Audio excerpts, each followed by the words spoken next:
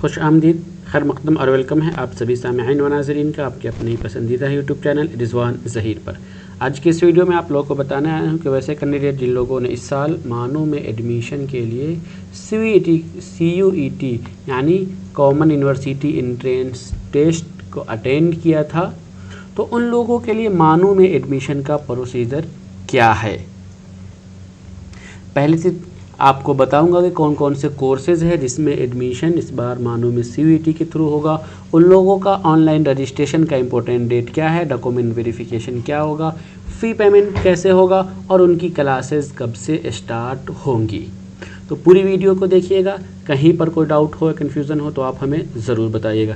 चलिए हम वीडियो शुरू करते हैं, लेकिन उससे पहले एक इन्फॉर्मेशन कि अगर अभी तक आपने रिजवान ज़हीर यूट्यूब चैनल को सब्सक्राइब नहीं किया है तो ज़रूर सब्सक्राइब कीजिए और बेल आइकन को भी प्रेस कर लीजिए ताकि हमारी सभी वीडियो की नोटिफिकेशन आपको ईजिली मिलती रहे और मानो के रिगार्डिंग कोई भी अपडेट हो, कोई भी नोटिफिकेशन हो तो आप उसे ज़रूर देख पाएँ। तो चलिए हम शुरू करते हैं, लेकिन उससे पहले आपको एक चीज़ बता दूं कि मानो में CUET के जो थ्रू जो कोर्सेज़ हैं यानी ग्रेजुएट लेवल पर, अंडर ग्रेजुएट लेवल पर, वो कौन कौन से कोर्सेज़ हैं, उन कोर्सेज़ की लिस्ट क्या है। तो आपको स्क्रीन पर यहाँ पर उन कोर्सेज़ की लिस्ट दिखाई दे रही है कि ये सारे ऐसे कोर्सेज़ हैं जिसमें एडमिशन CUET के थ्रू होगा। सबसे पहले आपका BA है जो कि ऑनर्स या रिसर्च हो जाएगा। BA ऑनर्स जर्नलिज्म या मास कम्युनिकेशन, इसे शॉर्ट में JMC भी कहते हैं। BCom BSc में आपका साइंस वाला जो है ना वो 3 अलग अलग ग्रुप है। एक आपका ग्रुप है कि MP केमिस्ट्री यानी मैथ फिजिक्स केमिस्ट्री, दूसरा जो आपका है मैथ फिजिक्स और फिर कंप्यूटर साइंस। BSc का जो वो लाइफ साइंस डिपार्टमेंट का है, मतलब इसमें जूलॉजी, बॉटनी और फिर केमिस्ट्री है। तो इन तीन में से किस कोर्स में आप एडमिशन लेना चाह रहे हैं वो है। उसके अलावा BVOC यानी बैचलर ऑफ वोकेशनल कोर्स, इसमें 2 है, एक MIT और MLT।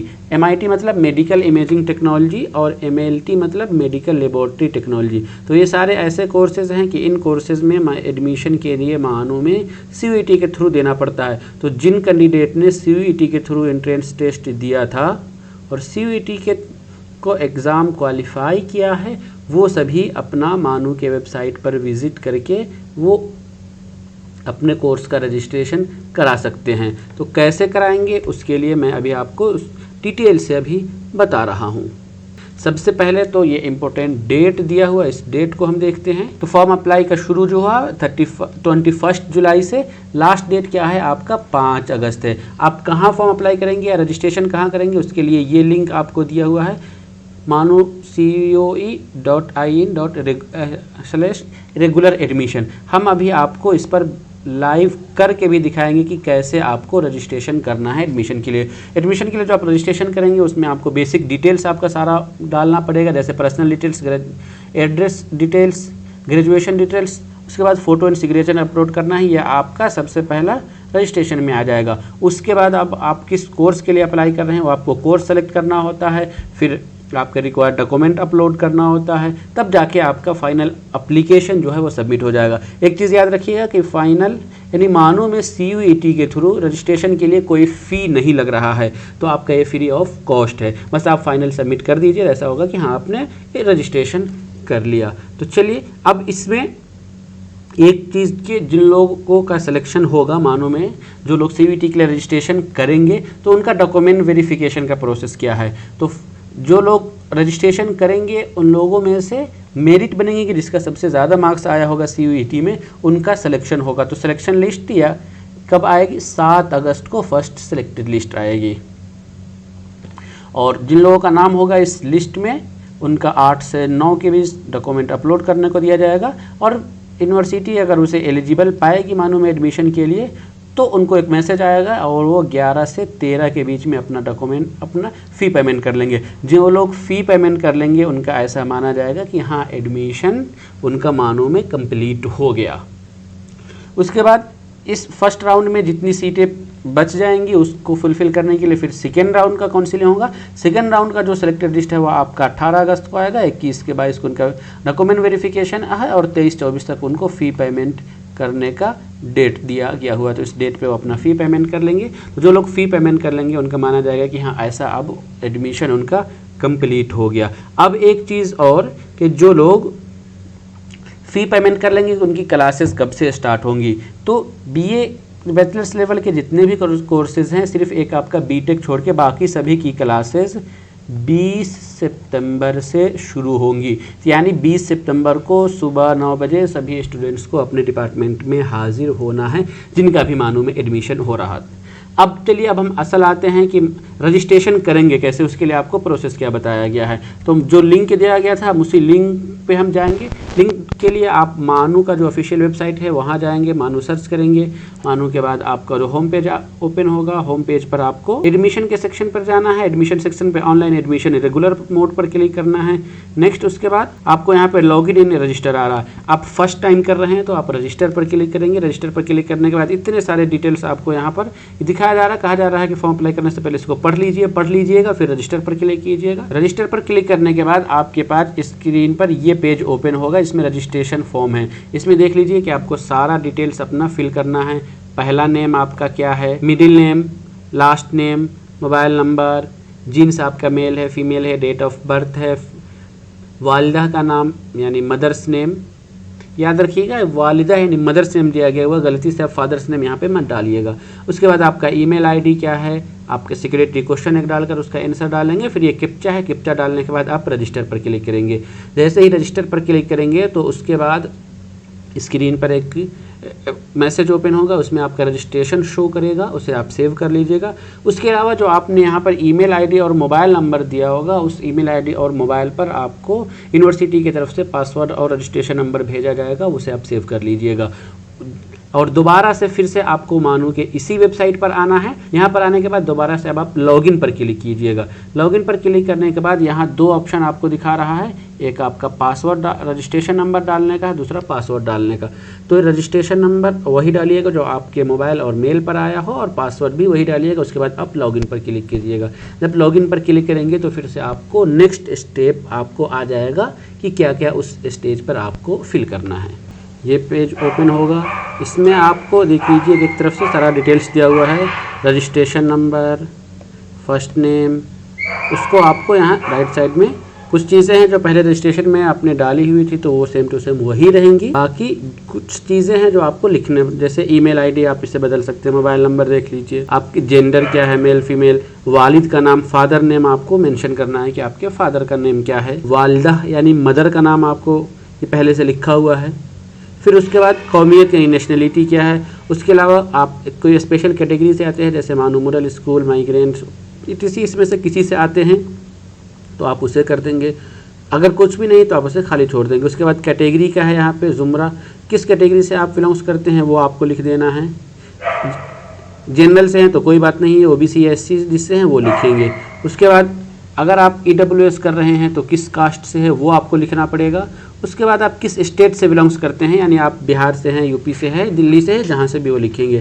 फिर उसके बाद आपको रिलीजन यहाँ पे चूज़ करना है कि आपका रिलीजन क्या है, यानी कि मज़हब क्या है, ब्लड ग्रुप आपका क्या है, जो भी है। अगर तो पता है तो डाल दीजिएगा, नहीं तो लास्ट में नोट डाउन कर दीजिएगा। सेलेक्ट रीजन, आपका इलाका क्या है, शहरी है या देही है, वो आप चूज़ कर लीजिएगा। उसके बाद आपको आधार कार्ड का ऑप्शन दिया हुआ है, अगर आधार कार्ड अपना डालेंगे। और उसके अलावा फिर एक चीज़ कि आप क्या मानो में पहले से पढ़ाई किया है, यस या नो। अगर पढ़ाई किया है तो यस करेंगे, नहीं है तो फिर नो कर देंगे। अगर आप यस करते हैं तो फिर आपसे पूछा जाएगा कि आप 2017 से पहले पढ़े हैं या बाद में पढ़े हैं। 17 से बाद में पढ़े हैं, उस पर टिक कीजिएगा। तो फिर आपको इनरोलमेंट नंबर यहाँ पर डालना पड़ेगा कि आपका इनरोलमेंट नंबर क्या है। फिर उसके बाद आएगा मैरिड अनमैरिड, कि शादी हो चुकी है नहीं हो चुकी है, उसको आप देखेंगे। नेक्स्ट उसके बाद आएगा मदर टंग, यानी आपकी मादरी ज़बान क्या है, तो आप अपनी मादरी ज़बान डालेंगे। आइडेंटिफिकेशन मार्क्स अपना डालेंगे। मुतबादिल अल्टरनेटिव मोबाइल नंबर डालेंगे। और उसके अलावा एक नेड आईडी है, अगर आपके पास है तो डाल दीजिए, नहीं तो इग्नोर कीजिए, ये ज़रूरी नहीं है। इन सभी डिटेल्स को डालने के बाद आप सेव पर क्लिक करेंगे। सेव पर क्लिक करने के बाद आपको स्क्रीन पर ये दिखाया जाएगा कि रिकॉर्ड सेव्ड सक्सेसफुली, आप इसे क्लोज कीजिएगा। नेक्स्ट उसके बाद अब आपको यहाँ पर एड्रेस डालने का ऑप्शन आ रहा है। स्ट्रीट नंबर, विलेज पोस्ट है, कंट्री क्या है, स्टेट क्या है, आप उसे डाल देंगे। मतलब कंट्री में आप यहाँ पे चूज़ कर लेंगे कि हाँ आप इंडियन हैं। नेक्स्ट आपका स्टेट क्या है, तो आप अपना स्टेट डालेंगे। डिस्ट्रिक्ट डालेंगे, किस डिस्ट्रिक्ट से आप आते हैं। पिन कोड आपके एरिया का क्या है, और उसके अलावा आप किस स्टेट से बिलोंग्स करते हैं, यानी आपकी पैदाइश किस स्टेट में हुई है वो डाल दीजिएगा। उसके अलावा फिर नीचे आपका करस्पॉन्डेंस एड्रेस, अगर दोनों आपका सेम है तो आप यहाँ पर टिक कर दीजिएगा, आपका सेम हो जाएगा। नहीं तो अगर दोनों अलग है, एक परमानेंट एड्रेस अलग है और प्रेजेंट एड्रेस अलग है, तो फिर आप अलग अलग डाल दीजिएगा। इसको डालने के बाद आपको क्या है, नीचे सेव पर क्लिक करना है। फिर से आपको यहाँ पर शो करेगा रिकॉर्ड सेव्ड सक्सेसफुली, इसको आप क्लोज कर देंगे।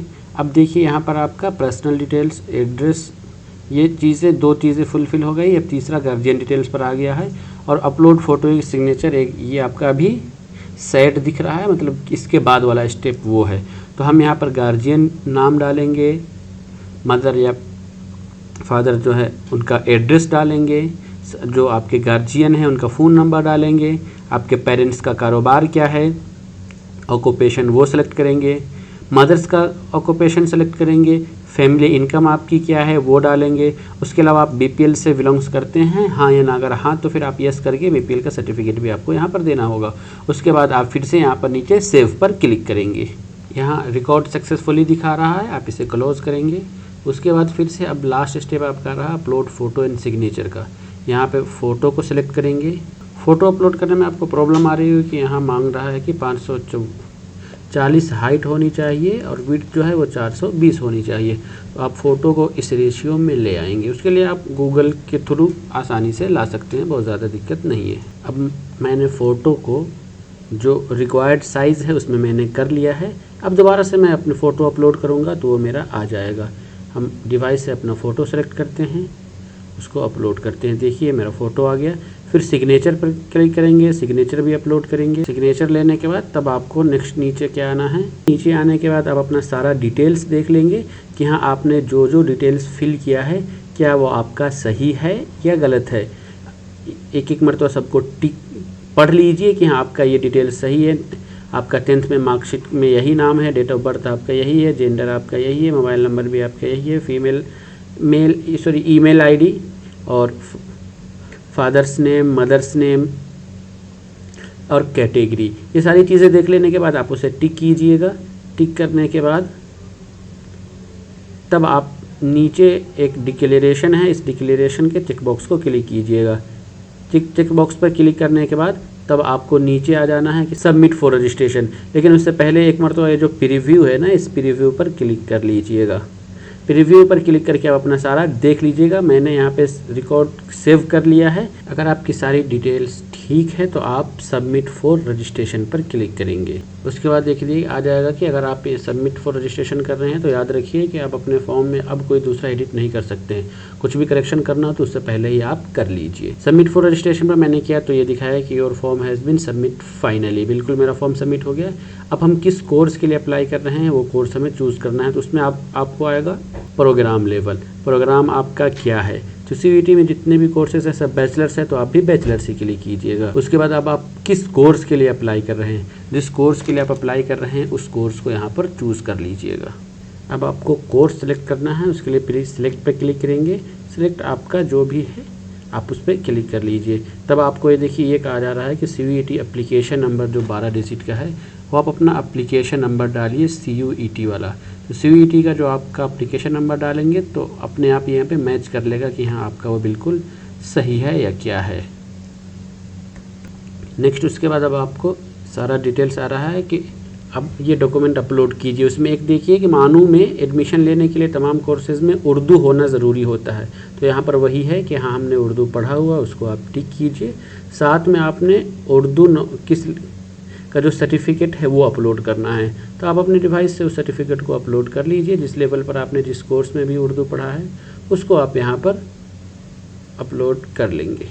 उर्दू आपने ऐसे सब्जेक्ट पढ़ा है, लैंग्वेज पढ़ा है, मीडियम या मदरसा पढ़ा है, उसे आप वहाँ पर चूज़ कर लेंगे।